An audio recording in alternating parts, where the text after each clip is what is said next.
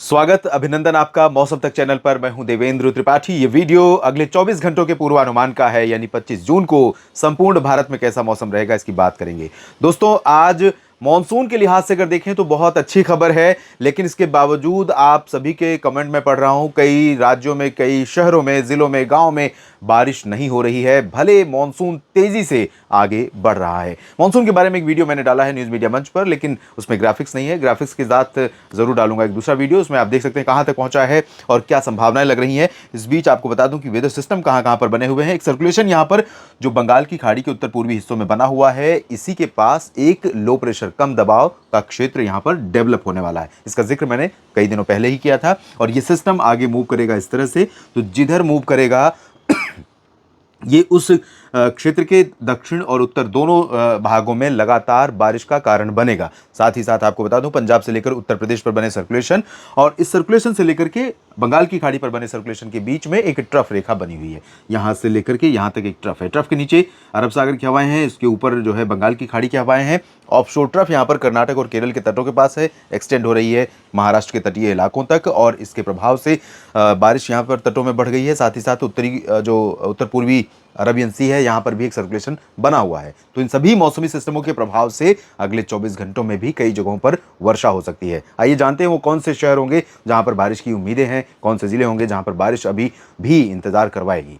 Monsoon Uttarakhand और हिमाचल तथा जम्मू कश्मीर में भी पहुंच गया है। मॉनसून की हवाएं यहां से लगातार पहुंच रही हैं। इसका अनुमान मैंने बहुत पहले ही बताया था, क्योंकि बंगाल की खाड़ी का जो नमी लेकर के हवाओं का प्रवाह है, वो इस तरह से तराई वाले, बिहार के तराई वाले क्षेत्रों, उत्तर प्रदेश के तराई वाले क्षेत्रों, नेपाल के ऊपर से होकर के ये प्रवाह आगे बढ़ रहा था। और इसी के चलते फुट हिल्स पर आप देख सकते हैं काफी अच्छी वर्षा होने के संकेत हैं। फिलहाल पूर्वोत्तर भारत से शुरुआत करते हैं। यहां पर लगातार नॉर्मल कह सकता हूं मैं कि सामान्य मॉनसून वर्षा लगातार जारी है और जारी भी रहेगी। अरुणाचल में बहुत ज्यादा स्प्रेड नहीं रहेगा, मेघालय में भी बारिश में कमी आई है, लेकिन असम में बहुत ज्यादा इलाके प्रभावित हुए हैं बाढ़ से, और यहां पर बारिश कई जगहों पर अभी भी मध्यम से भारी हो सकती है। ये पूर्वी रीजन में खासतौर पर धुबरी और तेजपुर, इन सभी क्षेत्रों में कई जगहों पर मध्यम से भारी वर्षा हो सकती है।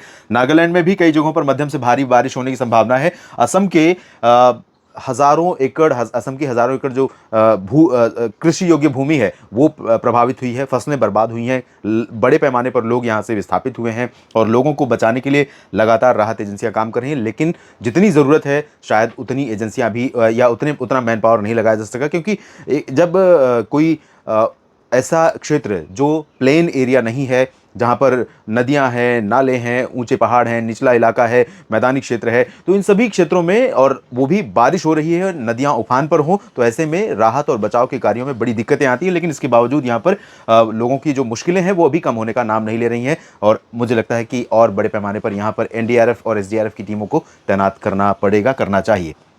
इधर पश्चिम बंगाल की गंगीय क्षेत्रों और झारखंड में और बिहार के ऊपरी इलाकों में, उप हिमालय पश्चिम बंगाल और सिक्किम में कई जगहों पर वर्षा होने की संभावना है।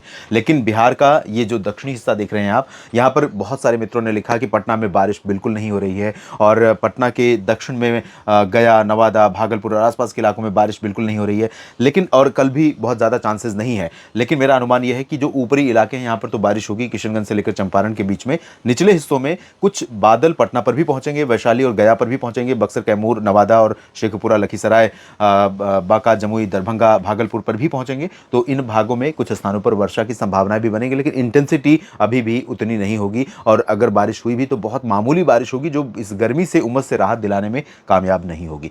लेकिन झारखंड में और पश्चिम बंगाल के तमाम शहरों में, उत्तरी क्षेत्रों को छोड़ दें तो बाकी जगहों पर यहां व्यापक वर्षा होने की संभावनाएं दिखाई दे रही हैं। और ओडिशा, छत्तीसगढ़, मध्य प्रदेश, यानी कि मॉनसून का सेंट्रल स्टेज होगा ये पूरा रीजन, जिसमें मध्य प्रदेश के लगभग 80% क्षेत्र यहां पर होंगे।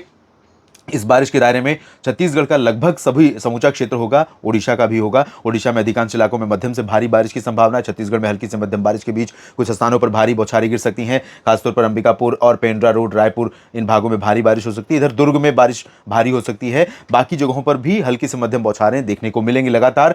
यहाँ जबलपुर, मांडला, बालाघाट, होशंगाबाद, छिंदवाड़ा, बैतूल, भोपाल, सागर, विदिशा और सागर, सतना, पन्ना, रीवा, सीधी, सिंगरौली, शहडोल, अनूपपुर, कटनी, डिंडोरी, मांडला, बालाघाट, इन सभी भागों में कई जगहों पर मध्यम से भारी बौछारें गिर सकती हैं दोस्तों। गुना, ग्वालियर, शिवपुरी, श्योपुर, भिंड, मुरैना, दतिया, नीमच, रतलाम, नीमच और आसपास के इलाकों में मध्यम से भारी बारिश होगी। उज्जैन, इंदौर, धार, खरगोन में हल्की वर्षा होने की संभावना है। रतलाम से लेकर ये जो दक्षिण पश्चिमी इलाका है, यहाँ पर कुछ इलाकों में हल्की वर्षा होने की संभावनाएं हैं, बहुत भारी बारिश नहीं होगी। गुजरात में बारिश का प्रभाव बढ़ेगा। कोंकण, गोवा, जो कोस्टल रीजन है सौराष्ट्र का, इन भागों में द्वारका से लेकर वेरावल, सोमनाथ और राजकोट में भी वर्षा होने की संभावनाएं दिखाई दे रही हैं।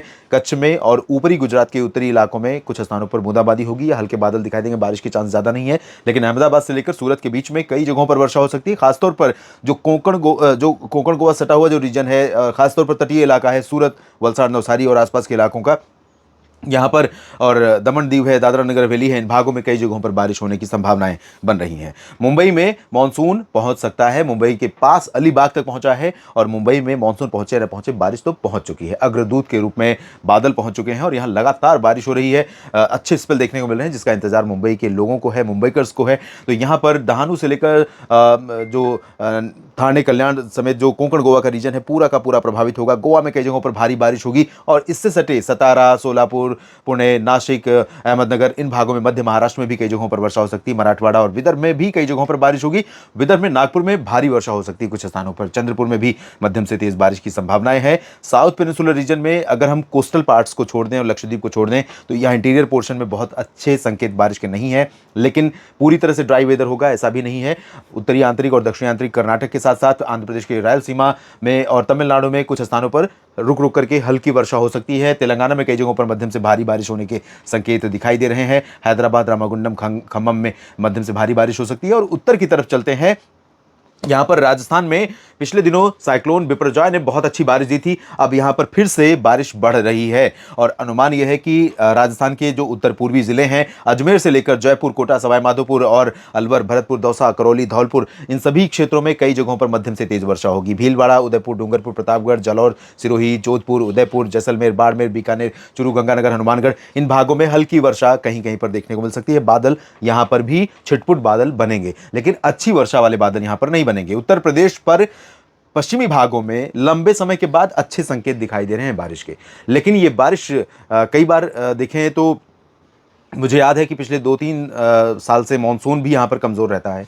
और मानसून के अलावा जो बारिश के दौर होते हैं उस दौरान भी कोई साइक्लोन आ जाए, कोई बड़ा स्ट्रॉन्ग लो प्रेशर एरिया पहुँच जाए, डिप्रेशन पहुँच जाए तो अलग बात है। अदरवाइज उत्तर प्रदेश पर मानसून की वर्षा या टोटल कहें साल भर में ऑन एन एवरेज जितनी बारिश होती है पूरे साल भर में, उस बारिश में कमी आ रही है। और ये एक डरावना संकेत है क्योंकि अगर साइकिल जो चक्र है मौसम का, अगर वो बदलता है स्वाभाविक रूप से, जो कि माना जाता है कि आमतौर पर सदियों में, कई सौ वर्षों में मानसून या मौसम किसी भी पर्टिकुलर रीजन में एक जैसा ही नहीं बना रहता है, साइकिल में थोड़ा चेंजेस आते हैं। तो चेंजेस अगर हो रहे हैं और ये चेंज है कि यहाँ पर मानसून की बारिश या मानसून के अलावा जो सीजन होते हैं उसमें बारिश में कमी आएगी, तो ये चैलेंजिंग सिचुएशन है। उत्तर प्रदेश के लोगों को, सरकारों को इस बारे में सोचना पड़ेगा। पौधारोपण, वृक्षारोपण को बढ़ाना पड़ेगा और रेन वाटर को हार्वेस्ट यानी रेन वाटर हार्वेस्टिंग का जो प्रोसेस है, वर्षा जल संग्रहण का जो सिस्टम है उसको और वास्ट व्यापक करना पड़ेगा। जलाशयों को तैयार करना होगा ताकि पानी का संग्रह हो और पानी का उपयोग किया जा सके समुचित ढंग से।